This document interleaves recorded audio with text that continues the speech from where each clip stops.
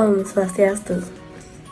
Jalan-jalan kami, tidak lupa membawa topi. Bertemu lagi dengan kami, kelompok 1 yang paling gap. Nah, pada video kali ini, kami akan presentasikan hasil diskusi dari kelompok kami mengenai teks cerita sejarah yang berjudul Puputan Margarane yang kami tuangkan ke dalam media kreatif berupa pop-up book. Namun sebelum itu, ada pepatah yang mengatakan, tak kenal maka tak sayang, maka izinkan kami untuk mengenalkan diri terdahulu. Dimulai dari saya pribadi. Perkenalkan, nama saya Nika Adek Dea Puspitasari, nomor absen 26. Perkenalkan, nama saya Gede Putu Mardika Jaya, nomor absen 9. Om Swastiastu. Selamat malam Bu Guru, perkenalkan nama saya Kadek Sankia Pruta Gunawan, nomor absen 20 dari kelas 12 MIPA 1. Perkenalkan, nama saya Ida Yumirah Prameswari Putri Tenanya, nomor absen 17. Perkenalkan, nama saya Andi Putu Nadia Maharani, nomor absen 36. Baik, presentasi akan saya lanjutkan mengenai alasan kami memilih media pop-up book. Nah, pop-up book itu sendiri merupakan salah satu media kreatif dalam pembelajaran yang berupa sebuah buku yang memiliki bagian yang dapat bergerak atau memiliki unsur 3 dimensi serta memberikan visualisasi cerita yang menarik, mulai dari tampilan gambar yang dapat bergerak ketika halamannya dibuka seperti ini,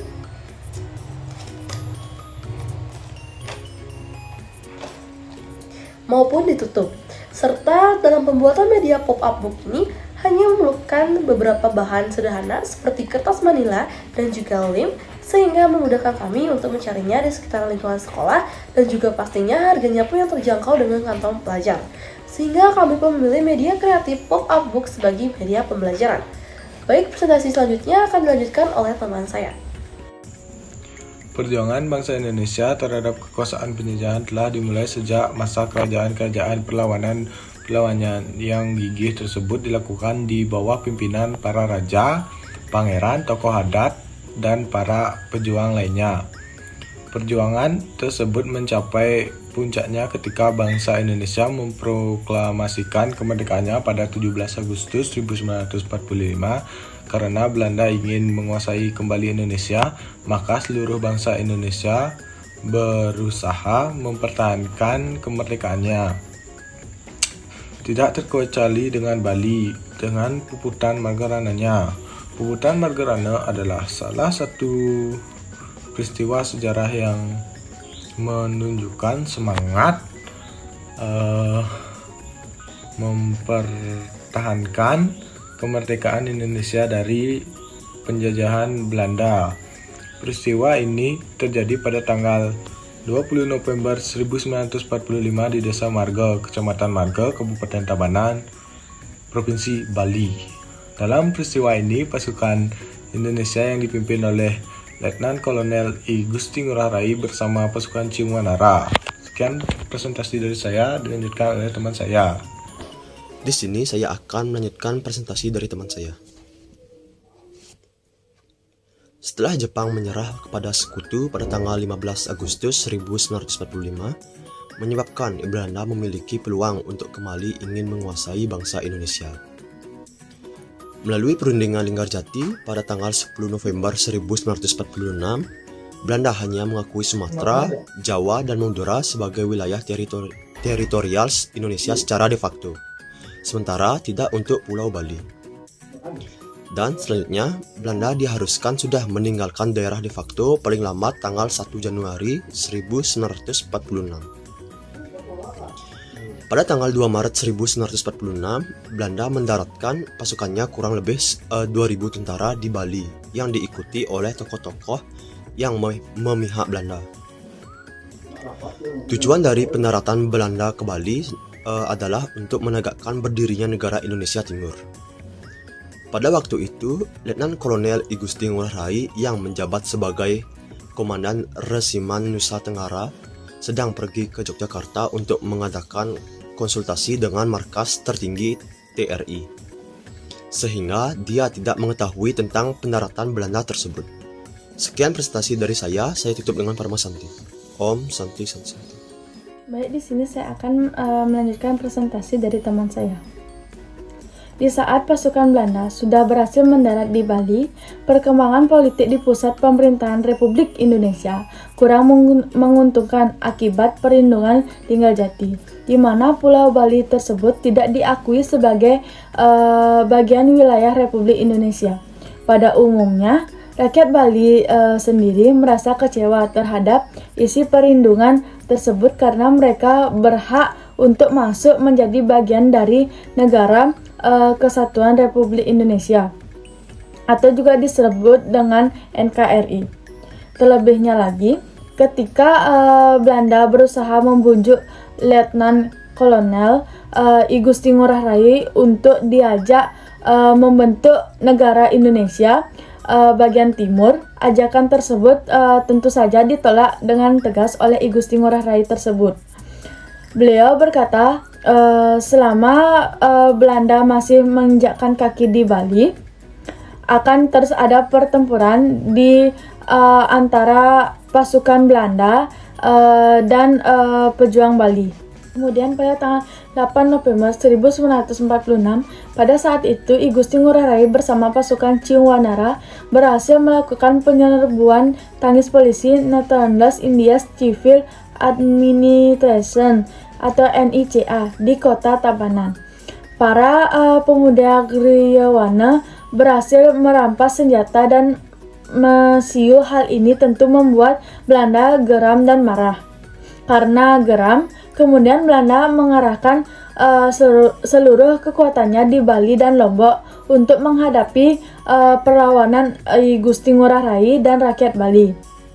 Selain merasa geram terhadap kekalahannya, pada pertempuran pertamanya ternyata pasukan Belanda juga kesal karena adanya konsolidasi dan pemusatan pasukan Ngurah Rai yang ditempatkan di desa Adeng, Kecamatan Tabanan, Kabupaten Tabanan, dan Provinsi Bali.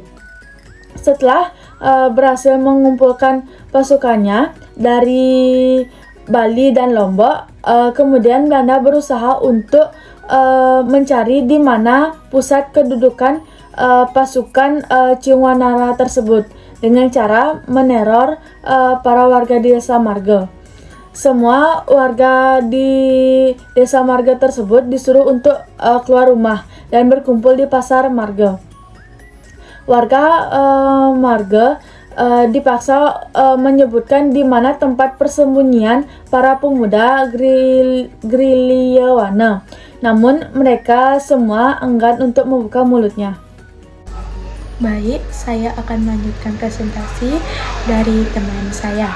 Nah, pada 20 November 1946 terjadi perang di Desa Marga Tabanan. Letnan Kolonel I Gusti Ngurah Rai memerintahkan semua pasukan mengalih ke arah utara. Di tengah-tengah sawah yang sedang ditumbuhi jagung muda dan keletan rambat berumur kurang lebih 2 bulan, mereka mempersiapkan sleting.